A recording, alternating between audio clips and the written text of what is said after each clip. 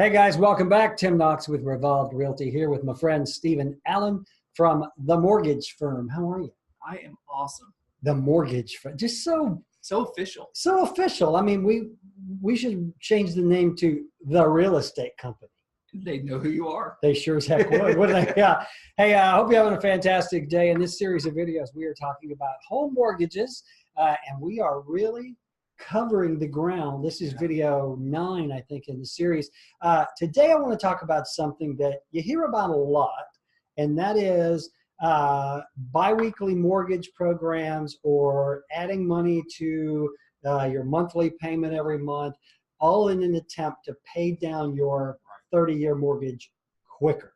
For example, what I do is I make one extra payment a year. And I do that, I divide it by 12. Mm-hmm. So every month I stick a little bit more in the envelope and it is dedicated toward principal. On a 30-year mortgage, how does that work? How is that going to help me reduce the number of months and the amount of money that I pay back? So if you pay an extra payment a year mm-hmm. on a 30-year mortgage, let's just say for illustration reasons, a $200,000 mortgage at 4.5%, pretty mm-hmm. common in today's mm-hmm. world.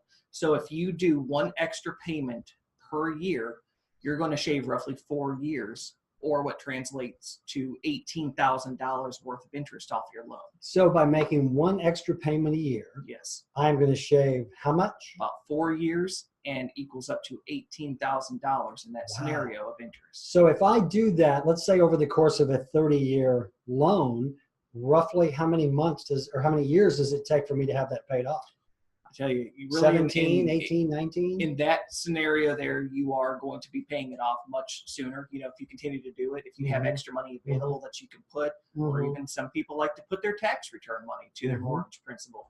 Things that you can go through that can really get creative and help you to lower that biggest expense that you have a month, your mortgage. mm-hmm. There's a lot of ways to do it. You know, other than just the one extra payment a year, right? There's something that's very common. It's called the biweekly mortgage payment. And I actually have seen commercials for people wanting to charge you to set that up for you. You can kind of do that on your own. You really can. A lot of mortgage companies even offer that. mm-hmm. When you get to the point that you're actually paying on the loan, you can call them and ask them how to do it. And most of them will set you up on that plan. So by doing a biweekly, there are 26, you're rather than doing 12 monthly payments, if you do it biweekly, you're actually doing 26. You are. You're making 26 payments. You're making that one extra payment a month. You're just doing it every 2 weeks. You got it. And boy, that was confusing, boys and girls.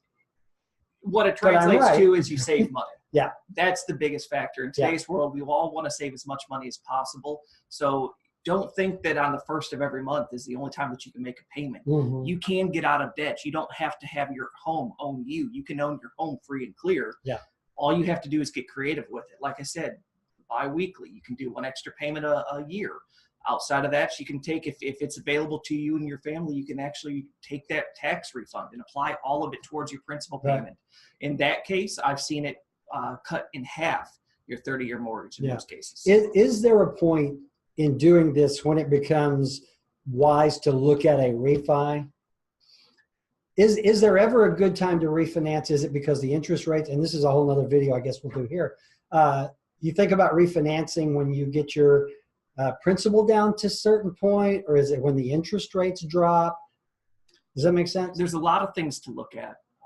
Interest rate affects a lot of things. mm-hmm. What term are you in your mortgage? You're always going to pay the most in interest in the beginning part of your mortgage. If you need that interest for tax reasons, maybe it is a good option for you to refinance. If you need extra money to put that in-ground swimming pool in, do a cash out refi. Maybe that's the right time. Just really depends on your unique situation.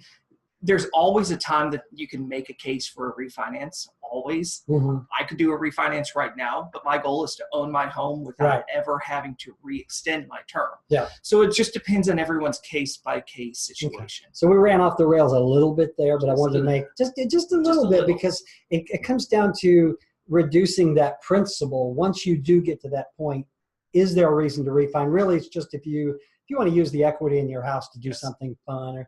But back to the original point, if you include one extra payment a year, and that's a payment toward the principal, you are going to buy down or pay down the mortgage much quicker than you would if you were just making that payment every month. If you would like to figure out what I just said, you need to call my friend Stephen Allen at the mortgage firm. Stephen, how can they get a hold of you? We'll interpret what he said for you, and you can reach us at 256-705-3476 or at themortgagefirm.com/Huntsville. See, that's why I'm with the real estate company, because the mortgage makes my head hurt.